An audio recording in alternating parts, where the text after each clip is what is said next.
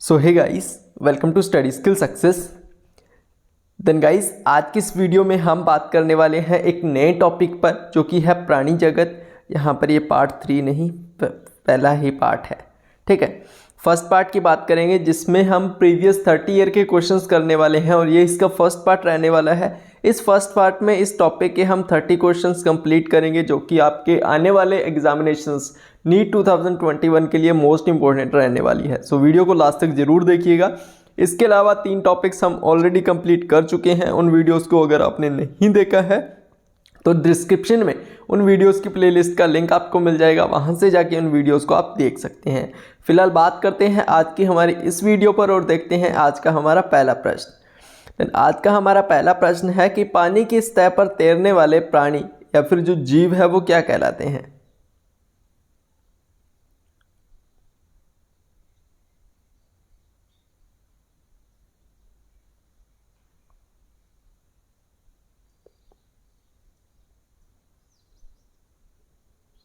तो यहाँ पर इसको हम बोलेंगे पलवक।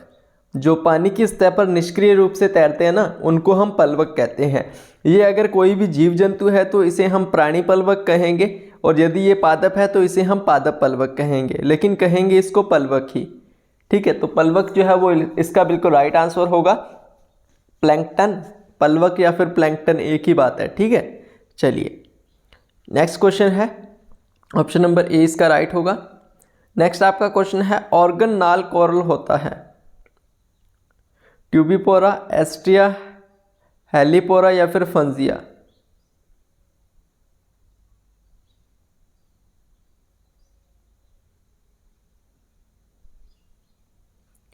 तो जो ट्यूबिपोरा है वो कोरल का एक प्रकार है। कोरल यानी कि मूंगे, ठीक है, जो कि एंथोजिया वर्ग में आता है। एंथोजिया वर्ग में इसको क्लासिफाइड किया गया है।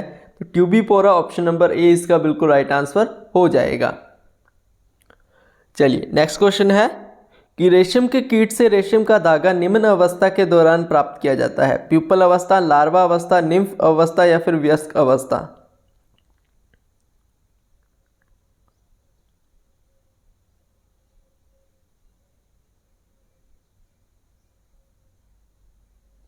तो कौन सी अवस्था होता है? जो प्यूपल अवस्था होती है उसमें क्या किया जाता है कि इस लार्वे को जो है वो बाहर निकाला जाता है।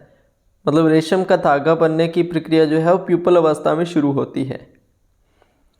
चलिए नेक्स्ट क्वेश्चन है आपका, कास्ट भेदक मोलस्क मोलस्क या फिर शिपबम है। कास्ट भेदक मोलस्क या फिर शिपबम है काइटन, टेरेडो, लाइमैक्स या फिर पटेला।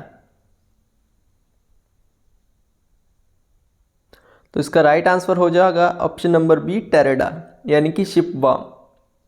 और ये जो होता है वो बाइवेल्विया का सदस्य है। बाइवेल्विया का मेंबर है कौन? टेरेडो, जिसे हम शिपबम भी कहते हैं। चलिए नेक्स्ट क्वेश्चन है, चुस्क मछली यानी कि जो रिमोरा होती है वह शार्क के बीच सहयोग क्या कहलाता है? सहभोजिता, सहजीवित, परभक्षिता या फिर परजीविता।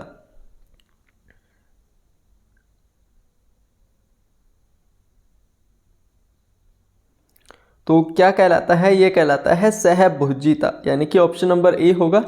सहभोजिता किसे कहते हैं? तो सहभोजिता दो जो जीव होते हैं ना, उनके मध्य एक सहजीवन होता है, यानी कि उनके मध्य एक समझौता मान लीजिए वो होता है, जिसमें एक को तो लाभ होता ही है बट दूसरे को कोई हानि भी नहीं होती है। ठीक है, एक को तो उससे प्रॉफिट होता है बट दूसरे को कोई लॉस भी नहीं होता। तो ये मान के चलिए कि इस अवस्था में किसी भी प्रकार का कोई भी लॉस नहीं होता है बल्कि प्रॉफिट ही होता है।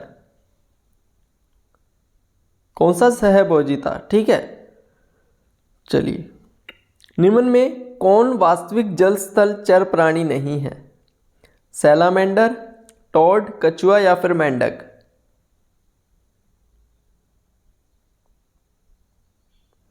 तो ऑप्शन नंबर सी इसका राइट हो जाएगा, कछुआ यानी कि टेस्टुडो जो है वो चिलोनिया या फिर वर्ग जो रेप्टिलिया है उसका सदस्य है। वैसे कौन सा वास्तविक जल स्थल चर प्राणी नहीं है तो ये आपको बताना था, तो कछुआ इसका राइट आंसर हो जाएगा। नेक्स्ट आपका फायर बेलिड टॉड है, जिसे हम बॉम्बिनेटर भी बोलते हैं।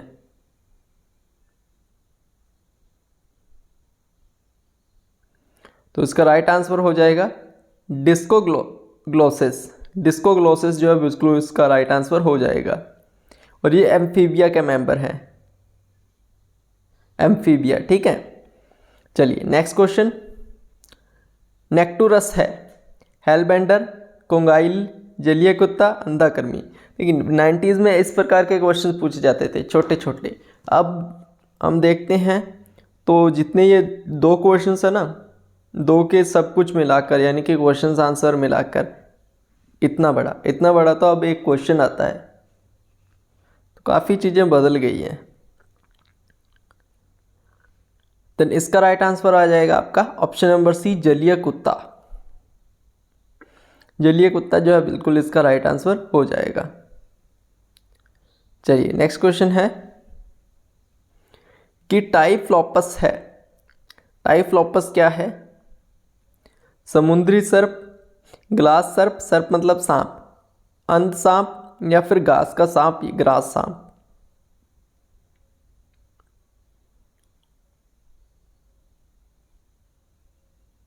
तो ये होता है अंध सर्प होता है। जो टाइफ्लॉप्स विषहीन होता है, विषहीन अंध सर्प होता है। यानी कि जो टाइफ्लॉप्स है वो अंध सर्प होता है और उसमें कोई भी किसी भी प्रकार का जो जहर है यानी कि जो विष है वो नहीं पाया जाता है। तो विषहीन अंध सर्प होता है ये।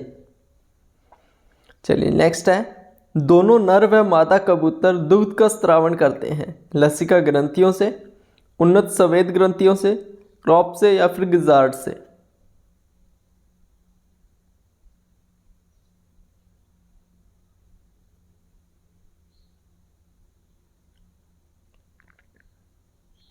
तो राइट आंसर हो जाएगा ऑप्शन नंबर सी, क्रॉप।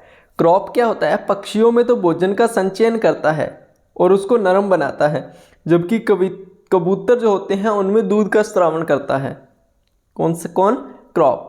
तो क्रॉप इसका बिल्कुल राइट आंसर हो जाएगा। चलिए अगला प्रश्न है आपका, किंगफिशर के पाद रूपांतरित हो जाते हैं पानी में चलने के लिए, शिकार के लिए, दौड़ने के लिए या फिर पकड़ने के लिए।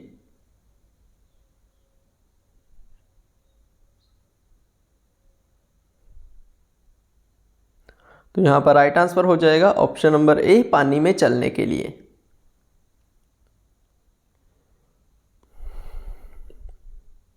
चलिए नेक्स्ट क्वेश्चन, पक्षियों की कशेरुकाएं होती है एसिलस यानी कि अगर्ती, हेटोरसिलस यानी कि विषमगर्ती, एम्फिसियलस यानी कि उभयगर्ती और प्रोसिलस यानी कि पूर्वगर्ती।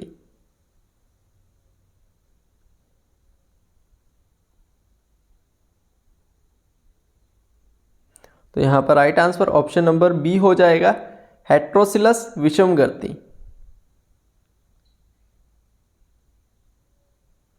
चलिए नेक्स्ट क्वेश्चन, निम्न को छोड़कर सभी स्तनियों में रोम पाए जाते हैं। तो इनमें से एक जो है उसमें रोम नहीं पाया जाता, बाकी सब में रोम पाए जाते हैं। वो एक कौन सा है ये आपको बताना है।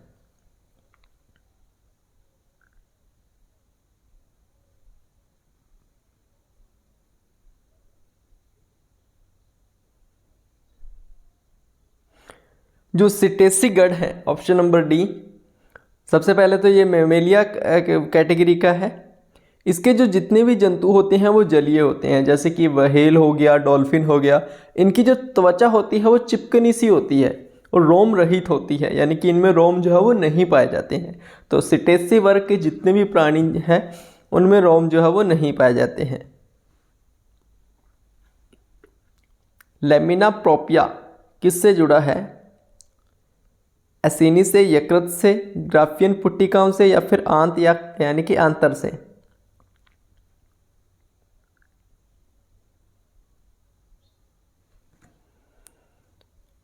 चलिए बताइएगा किससे जुड़ा है।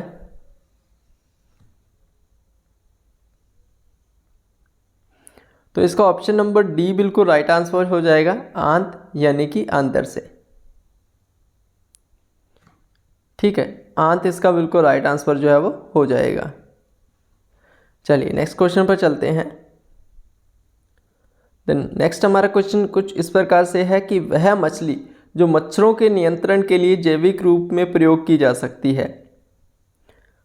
लवार्सिडस मछली है, ईल, कॉर्प, कैटफिश या फिर गैम्बूशिया?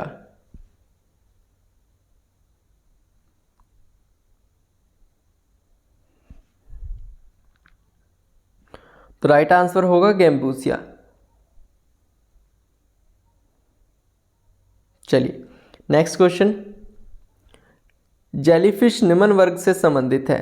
हाइड्रोजोआ, स्काइफोजोआ, एंथोजोआ या फिर नन ऑफ दीज?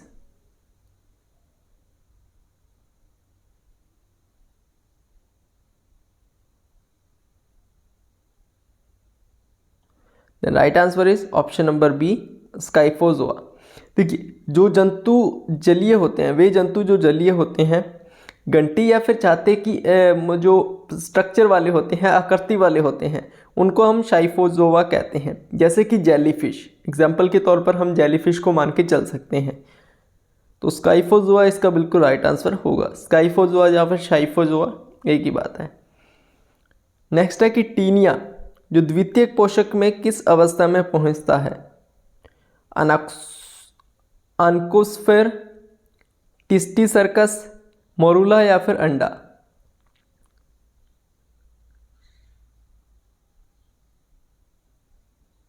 देखिए टीनिया के जो अंडे होते हैं वो मानव मल के साथ बाहर आते हैं, और ये जो मल है वो सूअरों द्वारा खाया जाता है। तो अंडे पहले तो आनकोस्फियर, उसके बाद सिस्ट लार्वा में विकसित होते हैं। यह जो है वो सूअर होती है उसकी पेशियों में पाए जाते हैं, क्योंकि सूअर ने इनको खा लिया है। इसके बाद जो द्वितीयक पोषक है उसमें प्रवेशावस्था ऑन्कोस्फियर होती है। यहाँ पर ऑन्कोस्फियर जो है बिल्कुल इसका राइट आंसर हो जाएगा।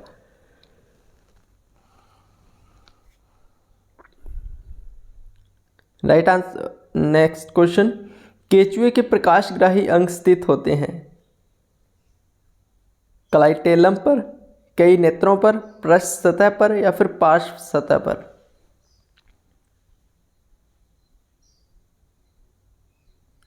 जो पार्श्व प्रकाशग्राही होते हैं वो चित्राई हुई अवस्था में पाए जाते हैं, ताकि प्रकाश और अंधकार के बीच को जो है वो भेद कर सके, दोनों के बीच की जो डिफरेंस है उसको पहचान सके। और ये जो होते हैं वो ग्राही पृष्ठ सतह पर स्थित होते हैं। तो यहाँ पर सी इसका राइट आंसर हो जाएगा, पृष्ठ सतह पर। केंचुए होते हैं लाभदायक, हानिकारक, हानिकारक की अपेक्षा लाभदायक अधिक या फिर अधिक हानिकारक?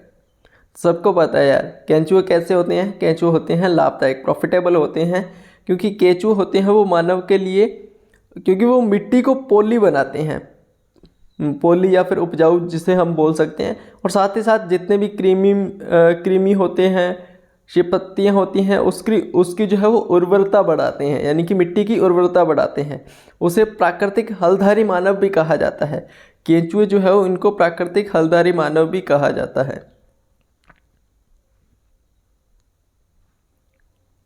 नेक्स्ट है कि एक कशेरुकी गुण है? गिल, स्पायराकिल्स, पशचगुद पुच्छ, काइटिन का बाह्य कंकाल?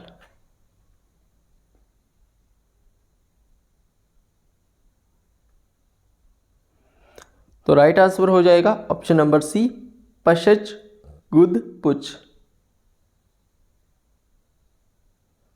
नेक्स्ट है, पक्षियों में उड़न पेशियां जुड़ी होती हैं?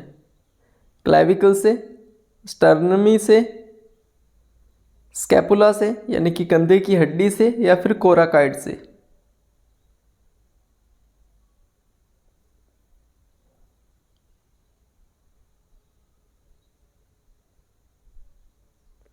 देखिए पक्षियों में जितनी भी उड़ान पेशियां होती है, जिसे हम वक्ष पेशियां भी कहते हैं, वो स्टर्नम या फिर वक्ष अस्थि से जुड़ी होती हैं, और इन उड़ान पेशियों से पंखों को ऊर्जा या फिर बल मिलता है। तो यहाँ पर स्टर्निम कील जो है बिल्कुल इसका राइट आंसर हो जाएगा। चलिए नेक्स्ट प्रश्न है, पक्षियों में विष अस्थि होती है? प्रोनी मेखला, करोटी, पशज पादों से, अंश मेखला या फिर क्लेविकल से?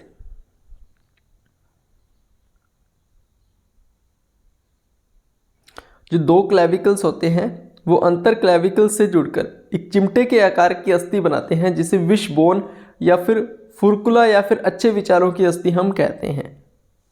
तो यहाँ पर right answer option number D होगा, अंश मेखला या फिर क्लेविकल्स।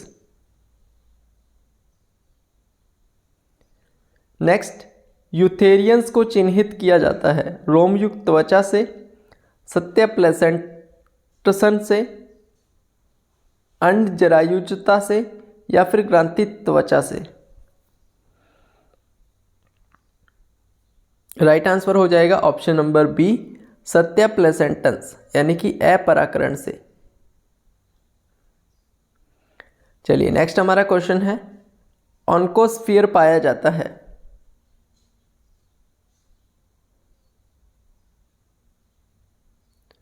तो किसमें पाया जाता है? तो ऑन्कोस्फीयर जो है वो टीनिया में पाया जाता है, टीनिया सोलियम में, जिसे हम फीताकर्मी भी बोलते हैं। चलिए, ये छोटे छोटे वन लाइनर टाइप के क्वेश्चन है यार, इनमें कुछ डिटेल समझने वाली बात नहीं है, इसीलिए मैं जल्दी जल्दी इनको कंप्लीट करवा रहा हूँ। टीनिया सेजिनेटा टीनिया सोलियम से भिन्न होता है। अब इसके पीछे का कारण क्या है ये आपको बताना है कि टीनिया जो सेजिनेटा है वो टीनिया सोलियम से भिन्न क्यों होता है।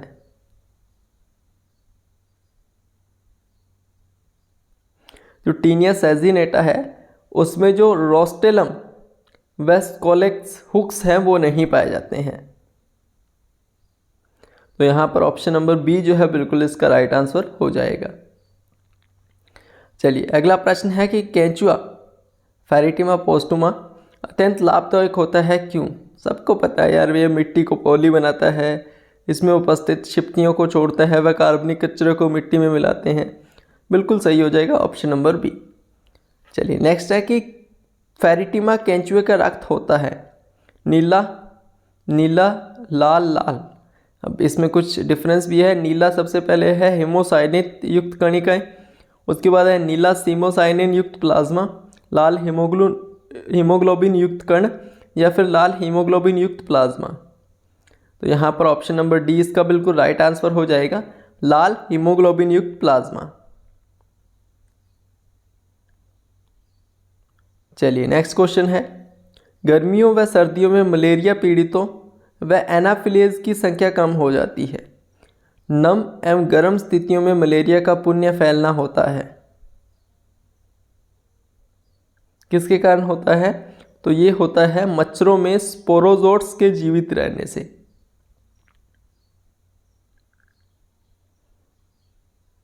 चलिए नेक्स्ट है कि मैल्पीगियन नलिकाएं होती है।